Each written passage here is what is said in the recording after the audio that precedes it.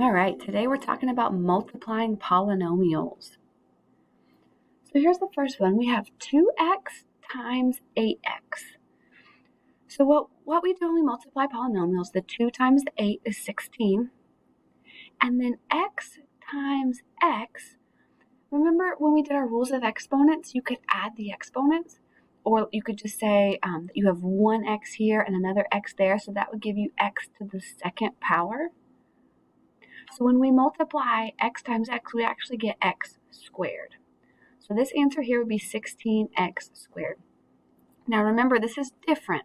When you had 2x plus 8x, you just combined those and you left the x the same.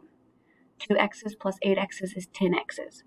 But when you do 2x times 8x, when you multiply, you have to add your exponents. So that's going to make it an x squared. So when you're multiplying, it'll change to an x squared. When you're adding or subtracting, it just stays x. All right, so this one we need to distribute. We're going to take our negative 3m and we're going to multiply it by m. And then we're going to, let me go ahead and write this down. Negative 3m times m. And then we're going to take our negative 3m and we're going to multiply it times 7.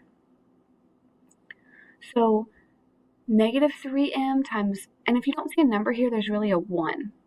So negative 3 times 1 is negative 3, and then m times m is m squared. And then negative 3 times 7 is negative 21, and since there's only one m, we would just write down the 1m. And we can't combine m squareds with m's, so that is our final answer. All right, again, we're going to distribute. So we're going to take this 3d and we're going to multiply it by 2d. So 3d times 2d. And then we're going to take our 3d and we're going to multiply it times negative 9. And since 3d is positive, we can put a plus sign here, or you can just leave it the way it was written. All right, so let's multiply.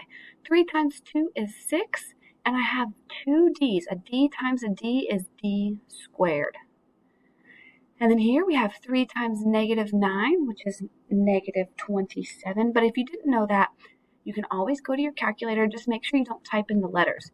So here you would just do 3 times negative 9. You wouldn't put the d in there or else it would mess up. So 3 times negative 9 is negative 27. And then there's just one d here, which is why we just put 1d.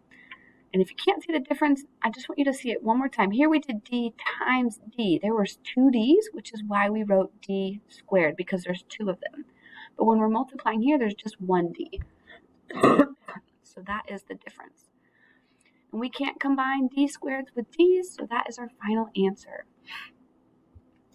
All right, when we're multiplying this one, let's go ahead and talk about the box method. The box method is my favorite. If you like to distribute, you can still distribute, but let me just show you what you would have to do. You would have to distribute the 3x to each thing in the back parentheses, and then you would also have to distribute the 5 to each thing in the back parentheses. So if you like to distribute, you can do that. You just got to make sure that you distribute both of the things in the front parentheses to the ones in the back.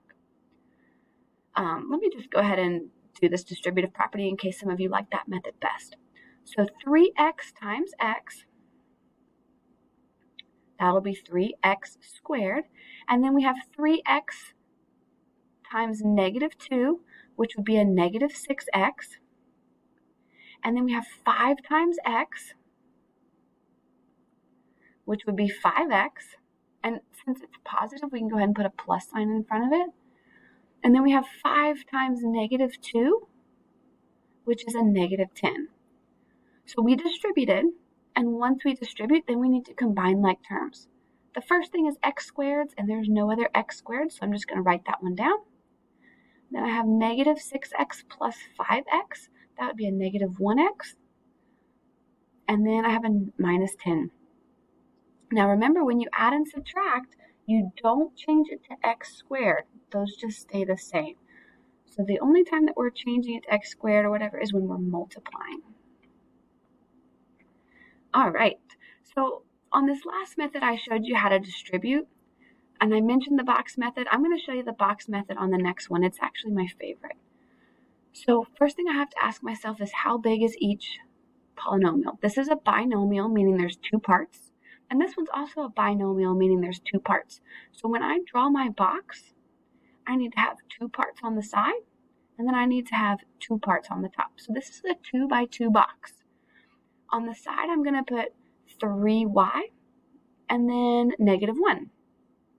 And those came from right here, 3y, -1. And now on the top, I'm going to put 4y and then -3. And then to fill in each box, this is just like a Punnett square in science. You're going to say, okay, 3y times 4y, that would be 12y squared. And then you're going to do 3y times -3, that's a -9y. And then you're going to do 4y times -1, that's -4y. And then -3 times -1 is a +3. Now here's a cool little shortcut that I really like when you use the box method. Notice how right here in the middle it kind of looks like a plus sign? Well, this is kind of a little shortcut. You can combine your like terms and then just write your final answer one time. So if I was writing this, I would write this one first, so 12y squared, and then I would do -9y plus -4y. And if you don't know -9 plus -4, you can always do it in your calculator. Just make sure that you leave off the letters. So that's a -13, and then we'll put the y back on it. And then this is a +3, so +3. And that will be your final answer. And that is it. So good luck on this